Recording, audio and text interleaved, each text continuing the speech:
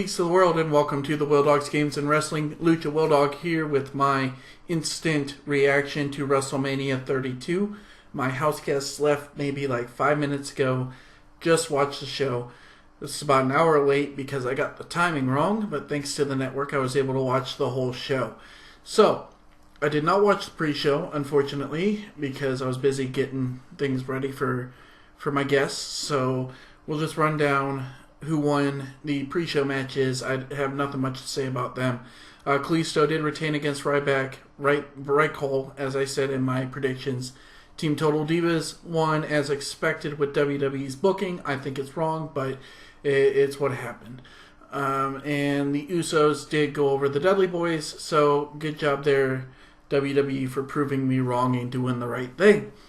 Now, first match of the night, we had the ladder match for the IC title. Right call to go with the ladder match first, I think.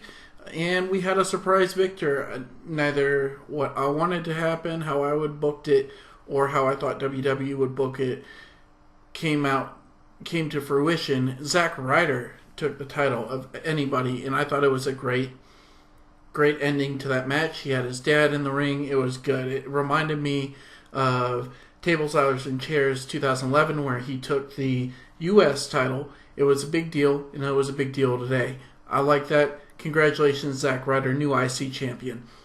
The biggest letdown of the night was next, the Chris Jericho AJ Styles match. I thought this was going to be a show stealer, and it really was not. It was slower than I was expecting, and the wrong person went over. Chris Jericho ended up beating AJ Styles for no apparent reason. I'm not a big fan of this, but that is what it is. And then League of Nations went over. Like I said, WWE would book it. The titles were not on the line. It made it quite evident that that's how they were going to book it. I think it's the wrong move, but League of Nations won. I told you that would happen. Same with the next match. Brock Lesnar went over Dean Ambrose. I said Ambrose should win this, but the way WWE books, Brock Lesnar was going to win.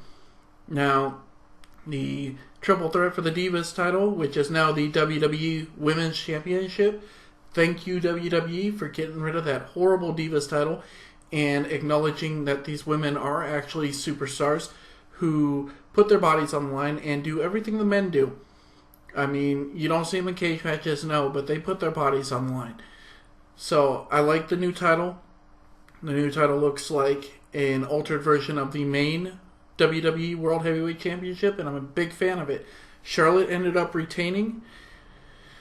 Well, I mean, she's new women's champion, but she was the Divas champion, so I count that as a retaining over Becky Lynch and Sasha Banks. I thought this was a bad move. I thought Sasha Banks should take this, especially with Bayley losing her NXT championship at NXT TakeOver Dallas. I thought it would set up a great rekindling of the Sasha Banks-Bayley feud, but we'll see what happens tomorrow on Raw. Anything can happen when Bayley debuts tomorrow, and I guarantee she debuts tomorrow. We'll go right into, we had The Undertaker and Shane McMahon. Now, this was the match of the night, and it didn't start out that way. The beginning of the match was very slow. I was not a big fan. Once they got outside of the cell, after Shane used the bolt cutters, got outside the cell, the match got a heck of a lot better, and we got Shane McMahon dropping the elbow from the top of the cell. That was an amazing spot. Good job on that.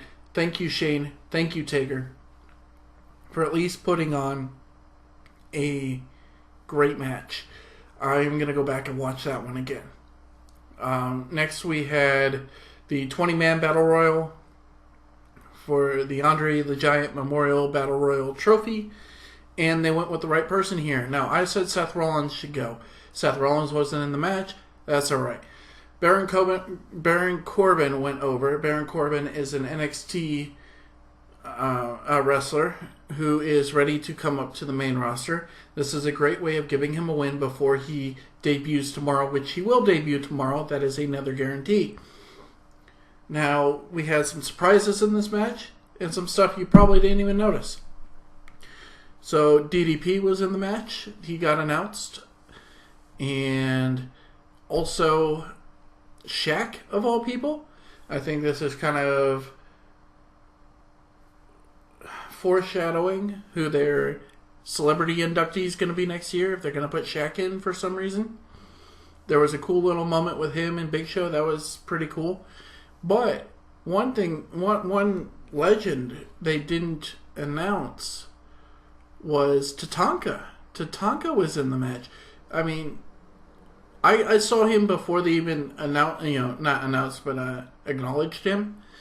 And I'm like, he hasn't wrestled in 20 years. What's he doing in this match? But, it's a cool little nostalgia moment. After that, The Rock came out. And he said a little bit something. Said they set the WrestleMania attendance record. And then Bray Wyatt interrupted with Eric Rowan and Braun Strowman. The Rock wanted a match. He ended up taking on Eric Rowan in 6 seconds.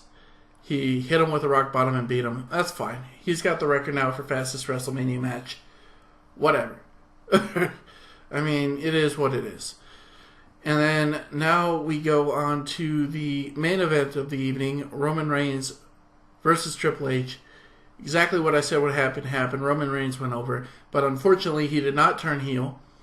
They are pushing him as a face. And the crowd crapped all over this match. This should not have been last.